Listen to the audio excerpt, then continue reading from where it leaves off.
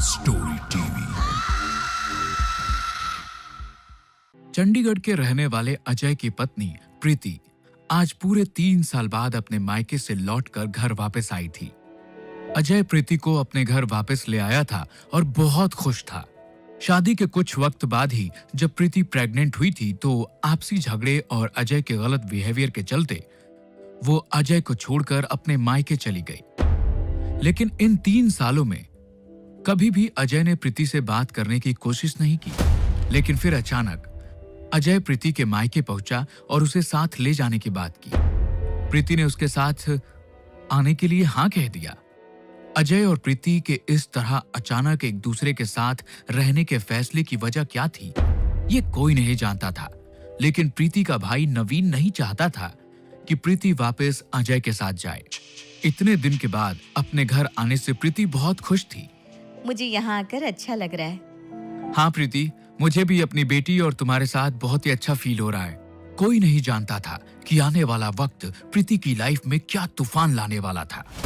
और फिर एक दिन सुबह के वक्त जब प्रीति मंदिर जाने के लिए घर से निकलने लगी तो अचानक से बिल्ली ने उसका रास्ता काट दिया और वो वापस लौट आई। क्या हुआ? तुम वापस कैसे आ गई? ये बिल्ली रास्ता काट गई है। मैं आज मंदिर नहीं जा रही। तुम भी ना प्रीति, कैसी बातें करती हो। तुम जाओ, ये सबसे कुछ नहीं होता। ये सब अंधविश्वास है। लेकिन अजय, मैंने कहा ना कुछ नहीं होगा, तुम जाओ।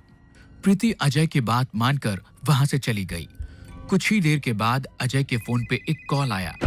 कॉल करने वाले ने जो कुछ भी कहा उसे सुनते ही अजय के होश उड़ गए। आपकी वाइफ का एक्सीडेंट हुआ है, किसी ने उसकी स्कूटी को टक्कर मार दी, उनकी डेथ हो गई है।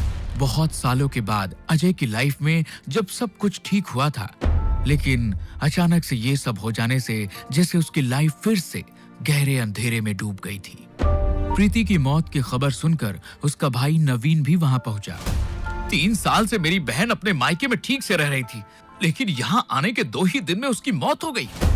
लेकिन इसमें मेरी क्या गलती है? मैं तो प्रीति और अपनी बेटी के आने से खुश था। मुझे तुम पर जरा भी भरोसा नहीं। मैं अपने बहन की बेटी को अपने साथ ले जा रहा हूँ। नहीं, तुम मेरी बेटी को कहीं नहीं ले जा सकते। प्रीति की मौत के बाद अजय और नवीन में प्रीति की बेटी जिया की कस्टडी को लेकर काफी बहस हुई। नवीन ने प्रीति की मौत का इल्जाम अजय पर लगाते हुए जिया को अपने साथ ले जाने की बात कही। नवीन ने अजय के खिलाफ पुलिस में कंप्लेन कर दी। पुलिस ने इस मामले की तहकीकात करना शुरू किया। क्यों प्रताप, क्या लगता है मामला जैसा दिखाई दे रहा है वैसा है या कुछ गड़बड़ है? सर, वैसे देखा जाए तो ये एक्सीडेंट का मामला है। प्रीति घर से मंदिर के लिए निकली और फिर उसका एक्सीडेंट हुआ और उसकी मौत हो गई। लेकिन 3 साल से अपने मायके में रह रही प्रीति का अचानक वापस आना और फिर कुछ ही दिनों में उसकी मौत, समझ नहीं आया मुझे।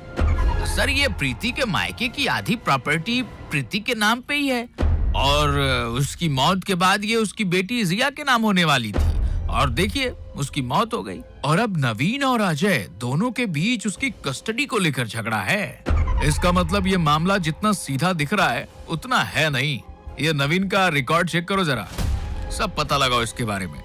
पुलिस को जब ये पता चला कि प्रीति के मायके की प्रॉपर्टी में उसका हिस्सा था तो शक की सुई नवीन और अजय दोनों पे घूम गई। दोनों के बारे में पता किया गया, लेकिन पुलिस के हाथ ऐसा कोई सबूत नहीं लगा जिसके चलते किसी पर भी कोई शक हो।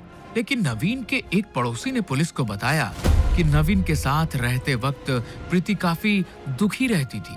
आधी प्रॉपर्टी की मालकिन होते हुए भी उसे अपने भाई के सामने हाथ फैलाने पड़ते थे। ये सुनकर पुलिस ने नवीन को बुलाया और उसके साथ पूछताछ करना शुरू किया। आपकी बहन आपके घर में खुश नहीं थी?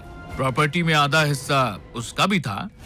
कहीं ऐसा तो नहीं नवीन बाबू, प्रॉपर्टी के लालच में आपने अपनी ही बहन को रास्ते से हटा दिया? नहीं सर, ऐसी कोई बात नहीं है सर। बात कैसी है ये तो हमें पता चल चुका है। अब सच बताओ, मामला क्या है? मैं सच कह रहा हूँ, मैंने कुछ नहीं किया। मैं तो जिया को अपने साथ इसलिए रखना चाहता हूँ ताकि वो सेफ रहे।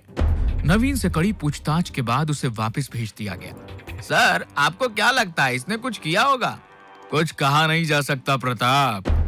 एक काम कर, ये अजय की कॉल डिटेल्स निकलवा। 2 दिन के बाद अजय की कॉल डिटेल पुलिस के सामने थी। उसमें पिछले कुछ दिनों में किए गए नंबर्स की इन्वेस्टिगेशंस की गई। एक नंबर पर पुलिस को शक हुआ। इस नंबर पर प्रीति की मौत के ठीक पहले और ठीक बाद अजय ने बात की थी। पुलिस ने वो नंबर डायल किया, लेकिन नंबर अब बंद आ रहा था। जब अजय से इस बारे में पूछा गया तो उसने कहा कि ये नंबर उसके किसी दोस्त का था जो अब काम के सिलसिले में इंडिया से बाहर चला गया था और उसका नंबर बंद था।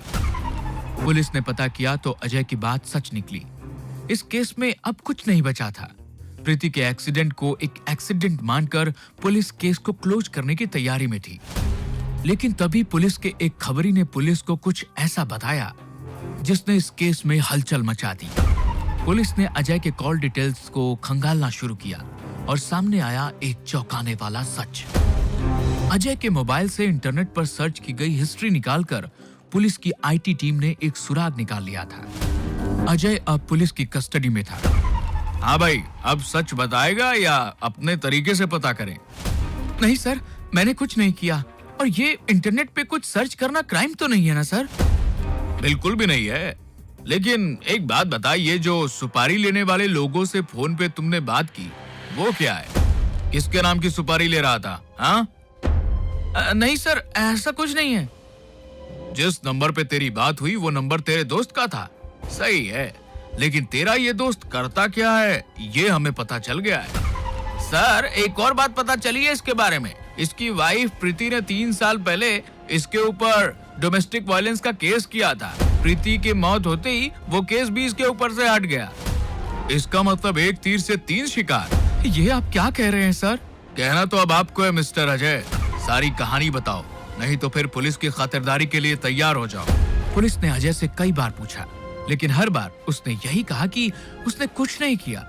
लेकिन आखिरकार पुलिस की मार के आगे अजय टिक नहीं पाया और सारी सच्चाई सामने आई। मैंने ही प्रीति को मरवाया है सर। मैं नफरत करता था उससे। उसकी वजह से मेरे ऊपर केस चल रहा था। मैं जानबूझकर उसे उसके मायके से बुला कर लाया और वो आने के लिए तैयार भी हो गई। हाँ, क्योंकि वहाँ मायके में कोई उसकी बेटी का खर्चा उठाने वाला नहीं था।